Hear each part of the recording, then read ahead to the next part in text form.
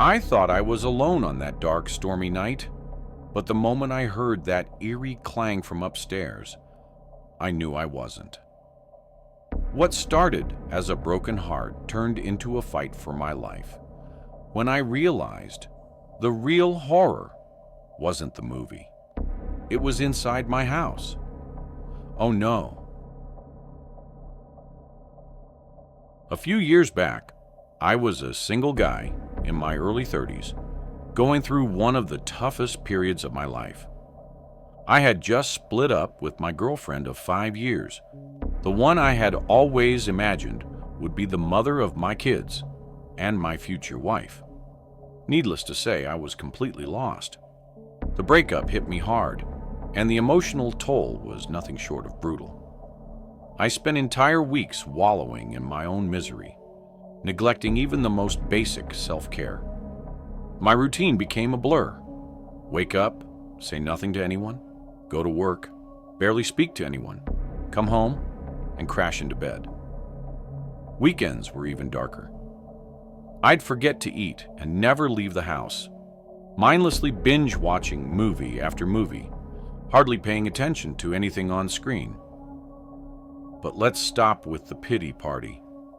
I'm doing much better now, though I still can't help but think about the life I could have had if things had turned out differently. One Saturday night stands out. I was slouched on the couch, hardly moving, except to press play on some random film. I couldn't even tell you what it was, just another forgettable action flick that would leave my mind the moment it finished. For context, I was in my bedroom, up on the second floor of my house. I had a TV and couch set up in there, so it was the only place I'd watch movies. At one point, I checked my phone. 9:05 p.m., just a few minutes past the hour. I remember that distinctly because my mom was calling me for like the 4th time that day. I didn't want to ignore her, but I let it ring out anyway. I knew she meant well, but I couldn't bring myself to talk. I didn't want to hear the usual questions about whether I'd eaten or gone outside. Eventually, I got tired of whatever was playing and backed out to the menu. I wasn't really in the mood for anything, but I clicked on some random horror movie I'd never heard of. It was one of those generic ones with a grainy thumbnail. I figured I'd half watch it until I fell asleep. About 20 minutes in, I realized the movie was even worse than I expected. The audio was a mess. Every time someone talked, I had to turn the volume way up just to catch a word or two. And then the next sound effect would blast through the speakers and damn near rupture my eardrums. For whatever reason, though, I kept the movie on. I think it was just because I was too lazy to change it again. At some point, I started noticing this weird sound effect in the movie. It was this sharp metallic clang, kind of like a pipe hitting concrete. It didn't match anything that was happening on the screen. No one was holding metal, and no one was in a warehouse or anything like that. And it wasn't timed with the scares either. It would just show up every minute or so, like the director had accidentally looped it or something. Same exact sound, same volume, and same pitch. It was almost too consistent to be a coherent sound design choice. That, plus the fact that the rest of the audio was mixed so poorly, made me question how the movie had even made it to streaming platforms. The poor quality of the movie actually made it harder to turn off, partly because I was enjoying criticizing it, but also partly because I needed to see how something so terrible would play out. About halfway through, I got up to use the bathroom, and for whatever reason, I actually paused the movie instead of not caring enough about what was going on. When I got back and sat down, I grabbed the remote and hovered over the play button. But right as I was about to press it, I heard that sound again, that same sharp, metallic clang. Except this time, the movie was paused. I froze for a second, just staring at the screen. No audio, no movement. The sound had been clear as day, and it had come from somewhere inside the house. That's when it clicked. It had never been part of the movie. I stayed completely still, trying to make sure I hadn't imagined it. I watched the paused screen and just listened, hoping my mind had just been playing a trick on me. But then, about 45 seconds later, there it was again. The exact same clang. I didn't waste another second. I immediately jumped up, grabbed a knife from my desk, and started moving room to room, frantically checking every place someone could possibly be hiding. Every room in the house was clear, though. There was no one. In fact, there were no signs that anything was out of place either. But as I walked back up the stairs with my heart still pounding, I heard the clang again. It wasn't as loud this time, meaning it must have been coming from my room where I had been watching the movie, but I had been sitting there the whole time. So that didn't make any sense. That's when it hit me. I had a few windows open. It was spring, and the weather had finally started warming up. So I'd gotten into the habit of cracking them in the evenings to let some air in. I started thinking maybe the sound wasn't coming from inside the house at all. Maybe it had been coming from right outside the house this whole time. I don't know why, but that thought scared me even more. I went over to the window and pushed the curtain aside just enough to get a look at the backyard. And there it was. One of the deck chairs was sitting out in the middle of the lawn, maybe 20 feet from the house, and standing next to the chair was a kid. A young kid. I couldn't really make out any of his facial features, given that it was so dark out, but the silhouette was way too small to be an adult. It was 100% a little kid. He was holding what looked like a PVC pipe, which explained the noise I had been hearing. He must have seen me, because as soon as I looked out the window, he smacked the pipe against the chair. I instantly stepped away from the window and felt my body start filling with fear. I know it sounds silly that I was afraid of something like that, but I couldn't fathom what that kid was doing outside my house. Did he have some kind of mental disorder? It didn't make sense. And then I thought about the fact that he must have been standing out there for nearly an hour, which freaked me out even more. I tried to slow my breathing and think rationally. Maybe the kid was lost. Maybe he had gotten lost from a nearby house and didn't know how to find his way back. I tried to reassure myself, telling myself I couldn't just stay there and do nothing. So, I gathered my nerves, went downstairs, and moved through the house toward the back door, forcing myself to stay calm. I even switched on the porch light, hoping it might make the kid feel less scared, or at least allow me to get a better look at him.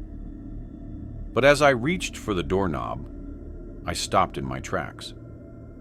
Something about it felt off, like I was about to walk straight into a trap. If the kid was truly lost, wouldn't he have rung my doorbell or called out to me through the window? And even if he were too afraid to do that, would he really have spent an entire hour banging a pipe against one of my chairs? It didn't add up. The whole situation felt completely insane. Something in my gut told me not to go outside, so I slowly backed away from the door. I crept over to a small window, just left of the door, one that overlooked the porch and part of the backyard. I kept the light off behind me and slowly tilted the blind with 2 fingers, just enough to see through without drawing attention. And there they were.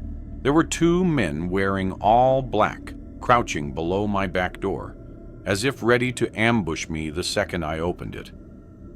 I must have stared too long because one of the men suddenly turned his head and locked eyes with me through the glass. I dropped the blinds and instantly dialed 911. I was halfway up the stairs when I heard banging on the back door. Those guys were trying to break in. I sprinted to my bathroom and locked the door. By that point, I was having a full-on panic attack. I felt like I couldn't move. I was struggling to breathe, honestly.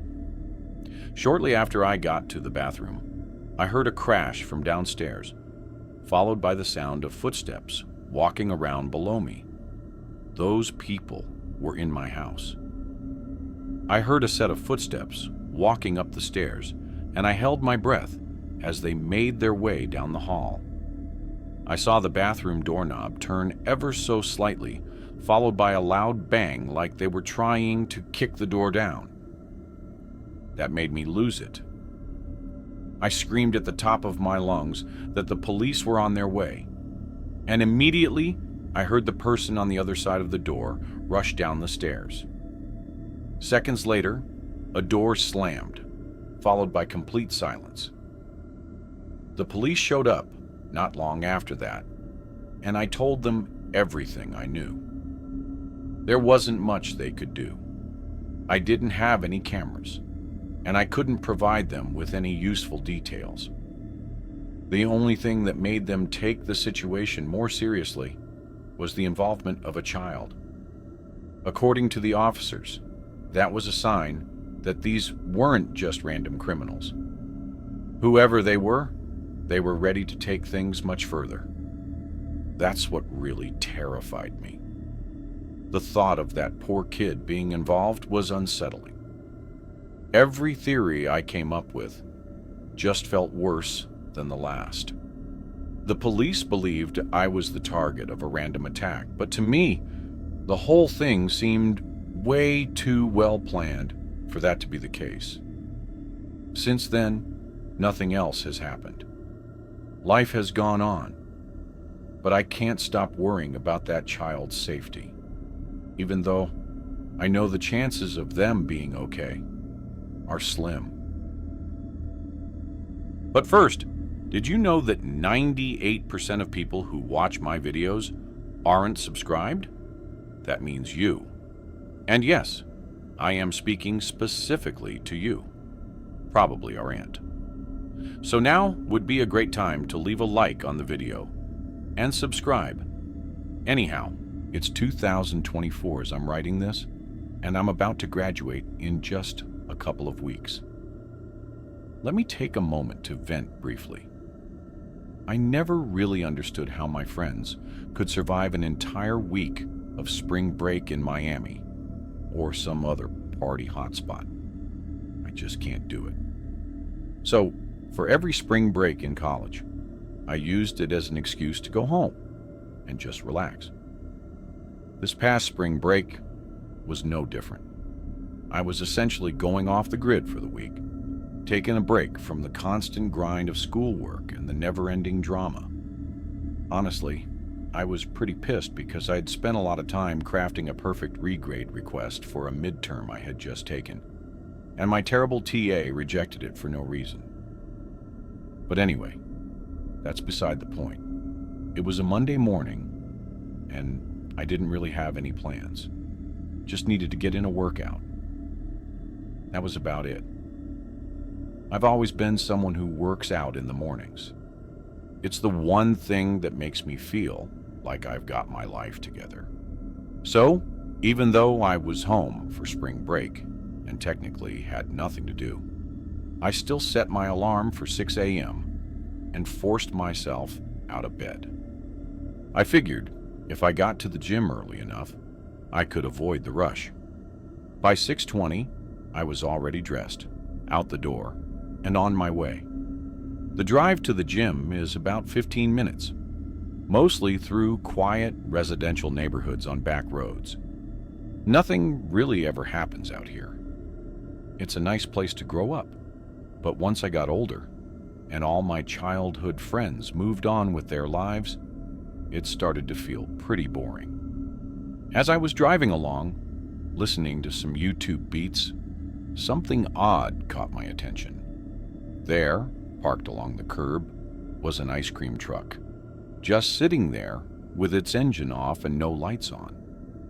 Now, this wouldn't have been that strange in the summer, but it was mid-March. The weather was still chilly, and all the kids were at school. There was no reason for an ice cream truck to be sitting there at 6:30 in the morning. It looked completely out of place.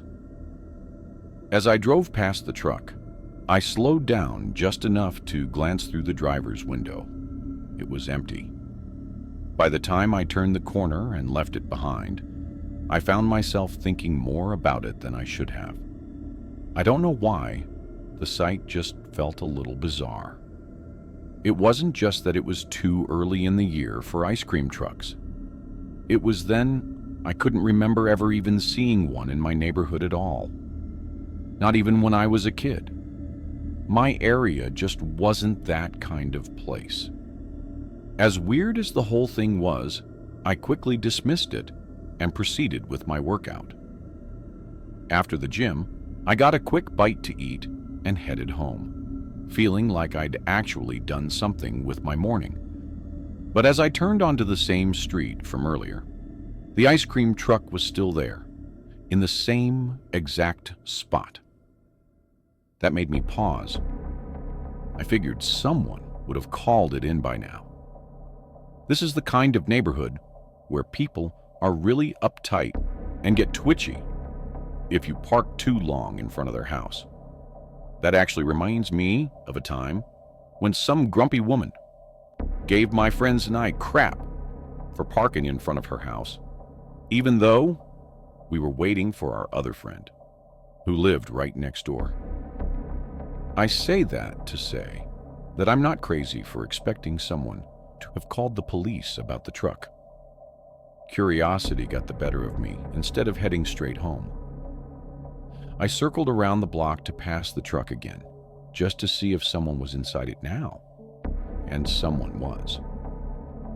As I drove past the second time, I must have been a little too obvious with how slowly I was driving, because the guy in the front seat locked eyes with me for a few seconds. He looked really off. He had this long, almost cartoonishly pointed nose, and a scraggly beard that looked like it hadn't seen a razor in years. He genuinely looked like someone who lived in his vehicle, and it rubbed me the wrong way. I drove straight home after that. My parents were both at work, so I had the place to myself. I spent the next few hours just killing time. Sometime in the afternoon, I walked down the driveway to check the mail. As I got to the end of the driveway, I glanced down the street and nearly died inside. It was that same ice cream truck from before. It was parked across the street, about 3 houses down. It wasn't facing me, but I had a feeling it wasn't just a coincidence. I didn't move for a second. I just stood there, trying to make sense of what I was seeing. Had that guy really followed me home? I knew he had. There was no other explanation. I grabbed the mail and walked straight back inside, trying not to make it obvious that I'd seen anything. Once I was upstairs, though, I went to one of the guest bedrooms. There's a window that overlooks the street from a better angle. So I pulled the curtain aside and peeked through. Sure enough, the ice cream truck was still there. I watched it for a few minutes, but nothing happens. I'm not sure what I expected to see, but I couldn't bring myself to look away. Eventually, I had no choice. I didn't have all day to spend staring out a window. So, I tried to get some stuff done on my laptop. I couldn't focus, though. Every half hour or so, I'd feel the urge to go back to the guest room and glance out the window. Every time I looked, the ice cream truck was still. but it was in a different spot, which meant the driver was intentionally moving around the street for whatever reason. I didn't know whether it was a good idea to call the police or not. I wasn't sure what I'd even say, given that nothing had actually happened. Even now, I wish that I had just done what any normal person would have done, and either called the police or tried to ignore the truck, but I was too curious. My older brother is really into bird watching, so I started digging around his room for a set of binoculars I knew was in there somewhere. Eventually, I found them and returned to the guest room. I pulled the curtains aside and looked at the truck through the binoculars. I was not prepared for what I was about to see through the driver's side window. I could see that man from earlier. Only he wasn't just sitting there.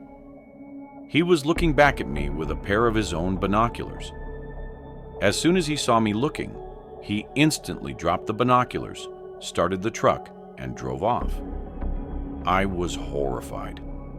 That guy had been spying on me and my house for the better part of 3 hours after literally stalking me home. That's when I finally called the police. I didn't even know what I was expecting from it. I just didn't know what else to do. I told them that this ice cream truck had been circling my neighborhood all day, that I'd seen a man inside watching my house through binoculars, and that he drove off the second I looked back. The dispatcher was calm and told me they'd send someone to patrol the area and keep an eye out. She told me it should be relatively easy to spot an ice cream truck, given how distinctive they were. Then she hung up. I didn't know what else to do after that. When my parents got home a little while later, I filled them in. They were obviously concerned, but they also told me it probably wasn't worth worrying about anymore. I was pretty tired by then, so I fell asleep pretty quickly. Sometime later, I woke randomly in the middle of the night, instinctively. I grabbed my phone off my nightstand. It was sometime just after 3 a.m. I sat there in bed trying to figure out what had woken me up when I heard it. Music. It was very faint, almost too faint to notice at first. I kept listening, and panic started building inside me when I realized what kind of music it was. The jingle of an ice cream truck before I could do anything. Something clicked softly against the glass of my bedroom window. I instantly connected the dots. Someone was throwing rocks at my window. That had to be what had woken me up. The music was way too quiet on its own. I sat frozen for a while, staring at the wall across from me. I kept telling myself to look, to just get up and check. But every time I started to move, my body locked up again. Eventually, I forced myself to do it. I crept toward the window and stood to the side of it for a second. On the count of 3, I peeled back the curtain in one fluid motion and looked. The man from earlier was standing in the middle of my front yard, right below my window. And on either side of him, holding his hands, were 2 small children. Or at least, they looked like children based on how short they were. I really couldn't tell, on account of how dark it was. I didn't waste another second. I tried to ignore the pounding in my chest, stepped away from the window, and immediately went to wake up my dad. I had already dialed 911 by the time he went downstairs to have a look around. My dad's a pretty tough guy, so I figured he'd want to handle things himself. Unfortunately, that man had somehow slipped away in the few minutes it took us to get outside. The police arrived a while later. A few days passed without any new information, and eventually I had to go back to school. However, my parents assured me they'd stay vigilant. It's been nearly a month now, and thankfully, they haven't mentioned anything strange happening since that night. The reason I'm sharing this now is because my mom called me a few days ago. There was a missing persons case that had just become public in our hometown. 2 6-year-old twins, a boy and a girl, had disappeared from a neighborhood about 30 minutes away from us.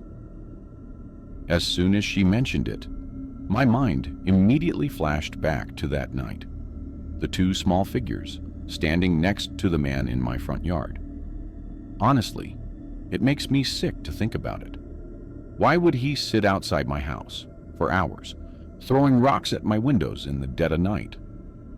And what kind of person goes to those lengths if they're involved in something as serious as kidnapping? Maybe he was worried I'd caught on to what he was doing. But if he had really taken those kids, why would he risk drawing attention to himself? And then there are the kids. Were they already with him when I saw that truck earlier in the morning? Or had they been somewhere else at that time? I can't stop thinking about it. The only explanation I can come up with is that someone who would kidnap children doesn't think the way normal people do. That's why I think he might have been willing to risk being caught just to mess with me. My mom followed up with the police to try to help make sense of the situation and to see if there was any possible connection between what happened and our experience. If anything else comes up, I'll update you. This all took place last spring, around 9 months ago. I work as a sales associate for BMW, so my weeks are always packed. When I'm not at the dealership, I'm constantly on the phone handling calls. Sometimes it feels like I'm busier when I'm away from work than when I'm actually there, which is kind of ironic. Given the nature of my job, I have to pick up the phone every time it rings, especially when it's from an unknown number. I get a ton of scam calls, but I can't afford to ignore any of them. One could be a potential client or someone interested in my services. One night, around 10 p.m., my phone started ringing. The number wasn't one I recognized. Normally, I would have answered it without hesitation, but I was already in bed, winding down for the night. Something about how late it was made me decide to let it go to voicemail. They didn't leave a message, so I figured if it was important, they would call back. But just a few minutes later, the same number rang again. I sat up, annoyed but still polite, and answered it. At first, all I could hear was static, just a thick, uneven fuzz filling my ear. I was ready to hang up when I caught a faint sound beneath it, a voice. I held the phone closer and listened. It was my voice. I was 100% sure of it. That actually made me freeze up a little bit. After a few seconds, I realized it was more than just a recording of my voice. It was the conversation I'd had earlier that day with a client. Just standard stuff. Pricing, availability, setting up a test drive. Nothing sensitive, but it was definitely real. It was definitely my voice. I still don't know if it was the right decision, but I instantly hung up the phone. I sat there for a while, just staring at my phone, trying to make sense of what I'd just heard. I wasn't panicking, but I definitely wasn't calm either. The best way I can describe what I was feeling was a mix of confusion and unease. My first thought was that maybe it was the client I had talked to earlier. Maybe he had accidentally called me while trying to play back the call or record it for his own notes. I really don't know. It felt like a stretch, but it was the only explanation that didn't immediately spiral into something worse. That didn't really explain why the number was unknown, instead of the number he had called from earlier. But it was the best I could come up with. The next morning, I decided to call him back, just for my own sanity. He answered right away and seemed totally normal, friendly even. But when I brought up the call from the night before, he had no idea what I was talking about. He sounded genuinely confused. I apologized for the mix-up and hung up, and for whatever reason, I believed him. The rest of the day was normal. I had a few appointments, followed up with some leads.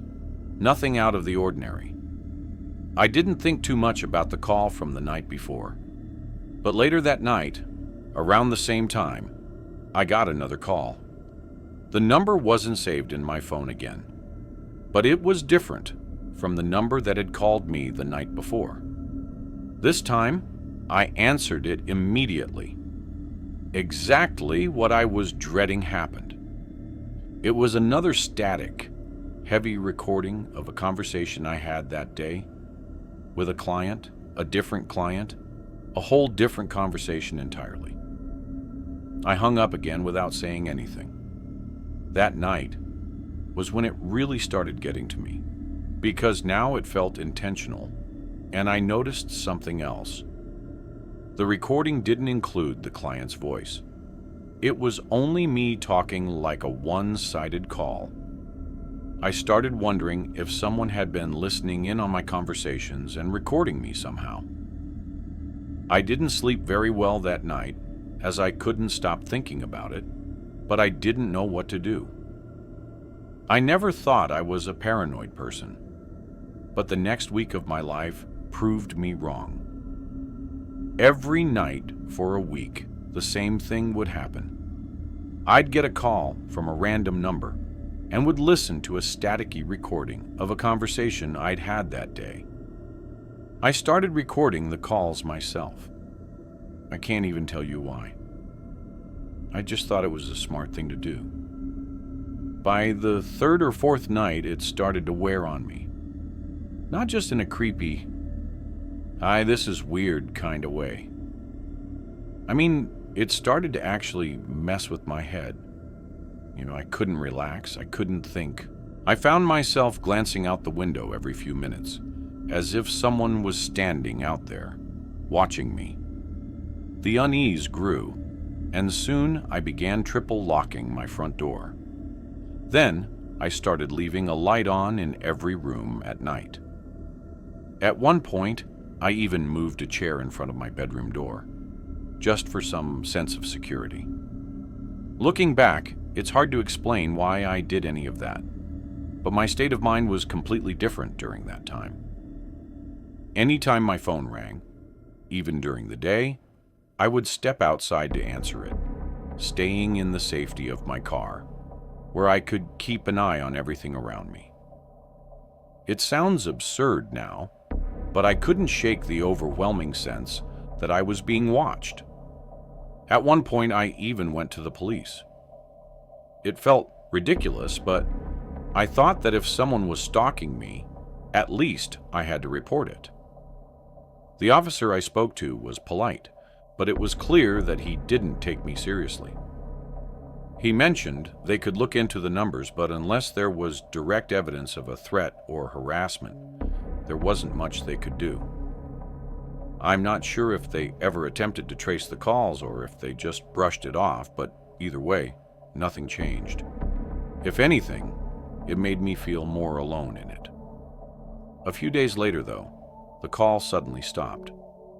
That week of obsessively checking my surroundings and answering calls from my car must have deterred whoever was harassing me, and part of me wanted to believe it was over, but I couldn't relax. If anything, the sudden absence of contact actually caused me to spiral even further into paranoia. My mom is schizophrenic, so I always figured I was predisposed to developing some kind of mental condition, but it was literally happening right before my very eyes. I was becoming one of those reclusive people who think the entire world is spying on them. I ended up getting a brand new personal phone number. It was a massive headache. Switching numbers meant having to re-establish contact with clients, update everything linked to my phone, and risk missing out on people trying to get in touch with me. But I did it anyway. I couldn't shake the feeling that my old number had been compromised somehow. After a few more days of radio silence, the thing I was dreading happened. One night after work, I got another call. It was exactly like the ones before it. I kept my cool, and instead of remaining silent and hanging up, I actually spoke. I said something along the lines of, "I don't know who you are or why you're doing this, but if it's money you want, I've got it." I went on to say that I'd happily pay to be left alone. I gave the person my address and said I'd be willing to meet. And then, for the first time, there was an actual voice on the other end. It sounded like they were using a voice changer, and all they said was 11 o'clock before hanging up. I know what you're thinking. Why the hell would I volunteer my address like that? Honestly, I can't answer that question. I was acting irrationally, I know that. But it's impossible for me to explain exactly how my mind was working during that time. So, I'm not even going to bother. The next 4 days were the most traumatic and stressful moments of my life. I'm not sure how much I can even type out without getting too graphic, but here goes. I have a handgun in my house for personal safety. I grabbed it from my room, loaded it, and sat at my kitchen table and waited. I can't even begin to explain all the thoughts that were bouncing around in my head as I sat there. I contemplated a lot of things in those 4 hours. I'd go as far as to say that, had it not been for sheer chance, I might not be typing this out right now. Just thinking about that night gives me a sickening feeling. 11 p.m. came and went, and no one showed up. I can't even imagine what I would have done if they had actually shown up. In the end, I ended up falling asleep at the kitchen table, the gun still gripped tightly in my hand. It was by far the worst night I have ever experienced, but luckily, that was the last time anything like that happened. No more mysterious calls came through, but that didn't erase the damage that person had done to my mind. It took months of therapy and time away from work to start feeling like myself again. Even now, I still get chills thinking about how close I came to losing my sanity. I'll never have an explanation for what happened to me. I still don't know how they managed to record my conversations or who they were. I don't understand why they targeted me or why they stopped either. I've since moved out of that house, but there's not much more I can do. If anything, this whole experience has made me more fearful of what the future might hold. A part of me can't shake the feeling that I'm destined to end up just like my mom. Maybe putting this out there will help me find some kind of peace and start to heal. If you enjoyed this video, don't forget to hit the like button and subscribe to the channel for more amazing video. Turn on the notification bell so you don't miss any updates. All right, that's it for today. Take care, and I'll see you in the next one.